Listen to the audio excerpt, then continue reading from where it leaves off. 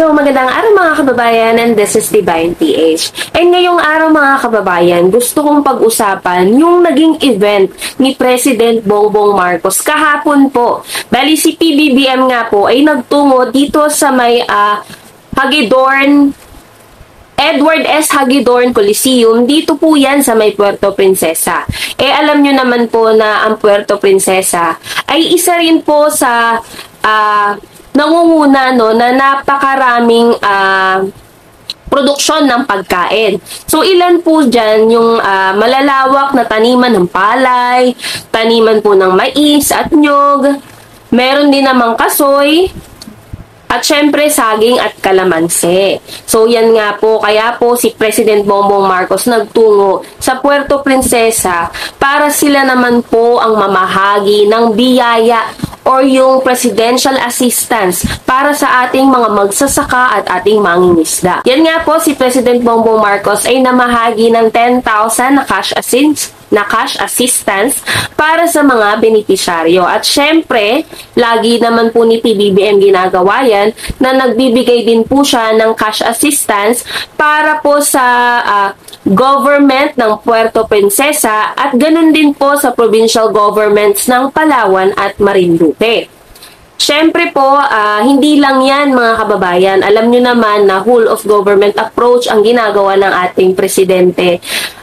Kasama po ng iba pang ahensya ng pamahalaan ay nagbigay din po ng tulong ang ilan sa mga government agencies, kagaya na lamang po ng Department of Social Welfare and Development. Hindi po yan nawawala mga kababayan. Pati na rin po ang Department of Interior and Local Government. Gayon din naman ang TESTA or Technical Education and Skills Development Authority. At syempre, ito yung isa pa sa mga grabe din yung suporta dito sa presidential assistance na ginagawa ni President Bongbong Marcos. Si Speaker Martin Romualdez po, lagi po yung katuwang or kasama ni PBBM po sa pamamahagi po ng iba't ibang tulong galing sa pamahalaan. Syempre mga kababayan, maliban po dyan, syempre hindi mawawala ang farm machineries and equipment. Alam nyo naman po na itong mga bagong makinarya na ipinamamahagi ng pamahalaan para sa ating mga magsasaka, napakalaking tulong po ang maibibigay nito.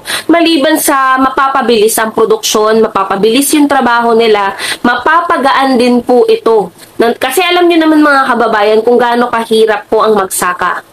Sobrang isa po yan sa mahirap na trabaho. 'Di ba? Pero dahil po sa mga makabagong makinarya, nakakasabay na po tayo sa iba't ibang bansa.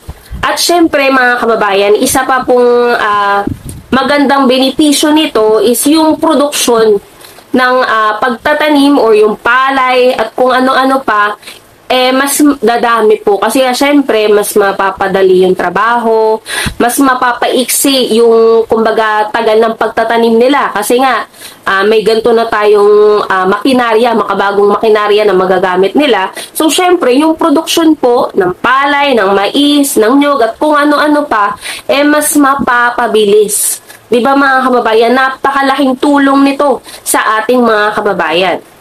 At syempre mga kababayan, alam nyo naman si PBBM hindi yan nakukontento na pumunta sa iisang lugar lang. Ayan, syempre po, pagkatapos ni PBBM magpunta dito sa may Puerto Princesa, Palawan, alam nyo naman, grabing lagari si President Bongbong Marcos, pero tamad pa rin daw siya, sabi ng mga kritiko niya at saka yung mga detractors niya, 'di ba? Pero ito naman ay patunay, 'di ba, na nagtatrabaho ang ating presidente. Hindi nga lang iisang event, dalawang event, minsan 3, 4 na event ang ginagawa ng ating pangulo sa isang araw mga kababayan. To think na si PBBM ilang taon na po, senior na po ang ating presidente. Yung pagbiyahe-biyahe pa lang mga kababayan nakakapagod na. What more kung sa isang araw nakakailang event or nakakailang probinsya po yung napupuntahan niya. 'Di ba? So, ayun mga kababayan, yun nga po, pagtapos po ng Palawan, hindi na po nakapunta si President Bongbong Marcos dito sa Romblon. Kasi alam nyo naman po kahapon, yung panahon po talaga ipa-iba, lumalakas at humihina po yung bugso ng ulan.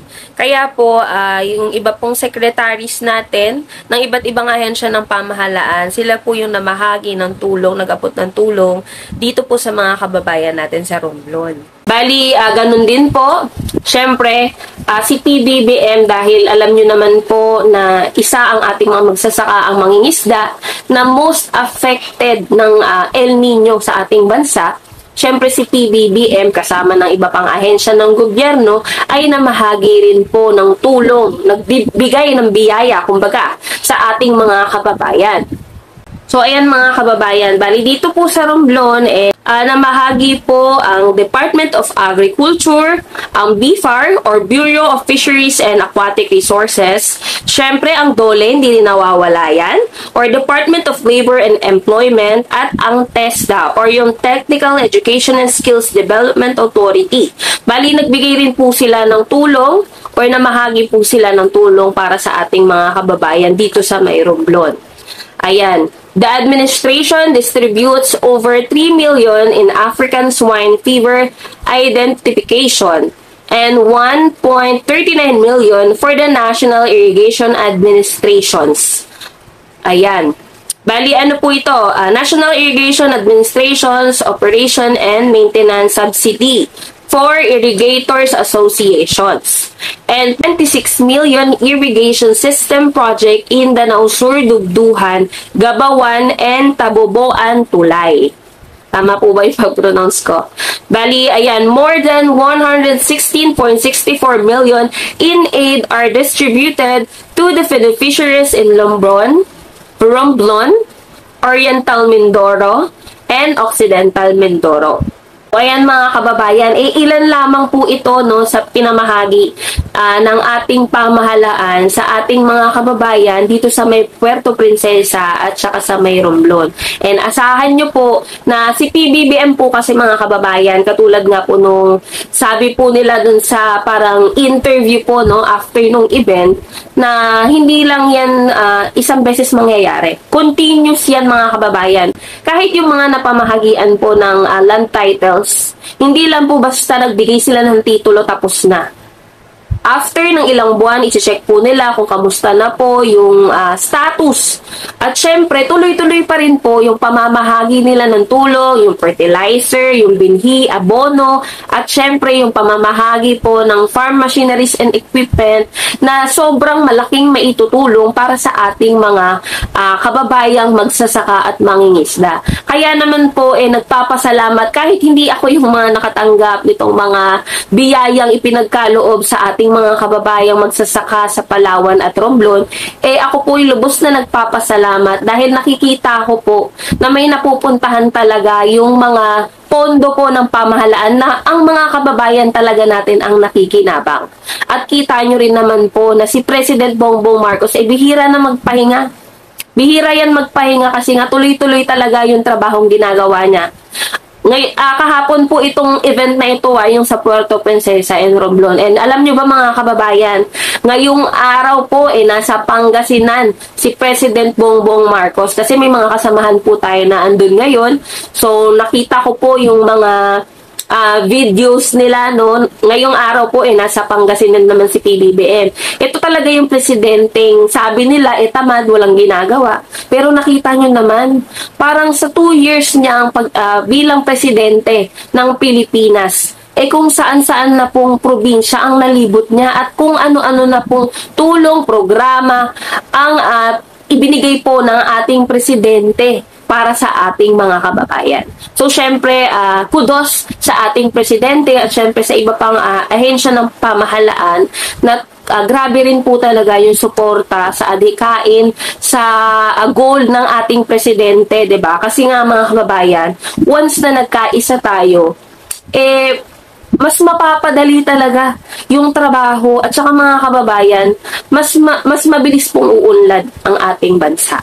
So, yun lamang po mga kababayan, and mamaya po or tomorrow, magko-commentary naman po tayo para po sa event ni President Bongbong Marcos ngayong araw. Kasi sobrang dami niya talagang ginagawa ngayon eh. Kahit naman before pa mag-SONA, tuloy-tuloy talaga yung mga activities ni PBBM. Minsan nakakasama din tayo, 'di ba? So, yun po mga kababayan, yun lamang po, and maraming salamat po sa inyong lahat.